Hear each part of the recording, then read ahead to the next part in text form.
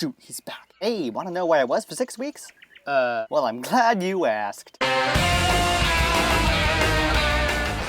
go to a camp called Monadnock Christian Ministries up in New Hampshire for a week every summer. I was planning this year to apply to work in the kitchen instead, but the Rona happened and so things changed. So like rather than being for teens, it would be for middle schoolers, and rather than being an overnight camp, it'd be a day camp, and rather than being for 1 week, it would be 4 weeks of a camp with 2 weeks of staff quarantine before we even started. So anyway, let's recap what the heck happened up there. Because, oh boy, a lot happened. Day 1. I get up there, cry bitter tears as I wave goodbye to my mother, and then go through a very long orientation process. The next day, we cooked a lot of food for the staff, and not much else happened. Nothing of note happened day 3, but on day 4, we had pizza. Now that was a trip. You see, we have a gluten-free staff member. We'll call her Luna. Love it. So we were going to make her a gluten-free pizza. Now the frozen dough has to thaw for about 3 to 4 hours before we use it. We use the same sauce on the gluten-free pizza as on the very not gluten-free pizzas. Cross-contamination. So with slight knowledge of serve-safe still fresh in my mind from training that day, and only about an hour to spare, I microwave-thawed another patty of dough and saved the day. Because you can do that if you use the thawed item right after thawing. Not much happened after that, so let's skip to the next interesting thing. I played Super Smash Bros. On day 8, watched Phineas and Ferb for the first time on day 10, and for the 4th of July we had real-ass fireworks. First time I've ever witnessed real fireworks in person, and it was beautiful. I got some pictures. Went shopping the next day, and on day 15, we finally had the first day of campers. That was also the day staff ended their 2-week quarantine, and we all moved out of our own rooms and into a house where we'd be staying for the rest of our time there. Skipping ahead a few days, I climbed Mount Monadnock with everyone, which was fun. I watched Ice Age 5 on day 21. Yes, there's 5. Yes, it was an acid trip. On day 26, we set up a time to fast and meditate. So we all went to separate areas to think about stuff. Now I think out loud. So as I was sitting in hunger pains from not eating just one meal, I began to ponder something. When I was a tiny baby, okay, maybe not that tiny, when I was younger than I am now, my mom used to have a rule where if you didn't eat your dinner, you would have to have it for breakfast the next day. And if you didn't eat it then you'd have to have it for lunch and so on until you ate the darn egg foo young! So there was this one instance, with egg foo young, where I didn't eat it for at least a whole day. That meant I pretty much lived off water, because egg foo young is gross. So on the day of fasting, I began to ponder aloud as I lay on the floor in an empty room. How I survived that if I feel this bad after skipping just one meal?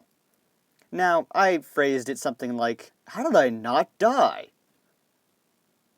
One of the executive directors of Monadnock Christian Ministries, let's name him Tom, was walking around the building I was in, but he was on a different floor. So as I was thinking out loud, he just heard the word, die, upstairs from a food-deprived, okay, it wasn't that bad, child. That was a funny moment. He came up to check to see if I was okay, and I reassured him I was just being melodramatic. Anyway, let's see here. I realized I hate natural bodies of water.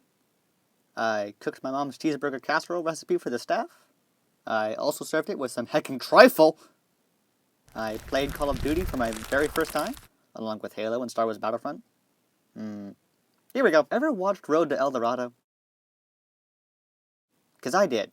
I remember hearing about it when I was young, but for some reason I wasn't allowed to watch it. I can't watch it. I remember hearing about it when I was young, but for some reason I wasn't allowed to watch it. Now I know why. Despite what this friendly cartoon exterior might depict, let's take a look inside.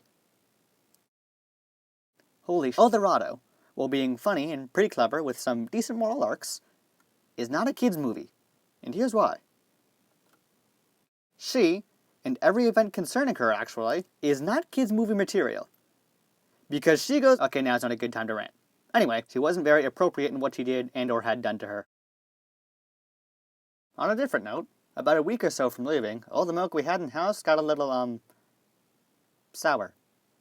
Its sell-by date was passed by at least 2 to 3 days.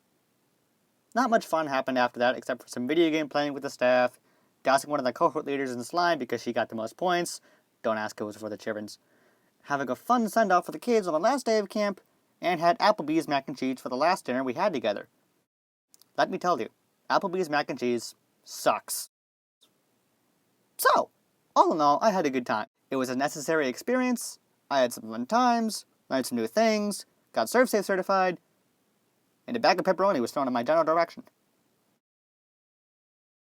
Obviously, I over-exaggerated some parts and left out others. One for comedy and one for the sake of not having the video be wicked long. I'll let you guess which is which. So don't feel shocked if something sounds absolutely dreadful. It was fine. I'm fine. Mom. Anyway, that happened. Thanks for watching. Bye! Admittedly, I'm sitting in a closet because, well, it's got better sound quality in here. And my sister moved out finally, so we've got enough room for the 4 youngest boys to, like, split up rooms. I'm in my sister's old room, long story short. It's kind of cool. It's kind of sweaty in here. And I might not even put this part in, because I think casual talking over the end card scroll through is kind of But if you're hearing this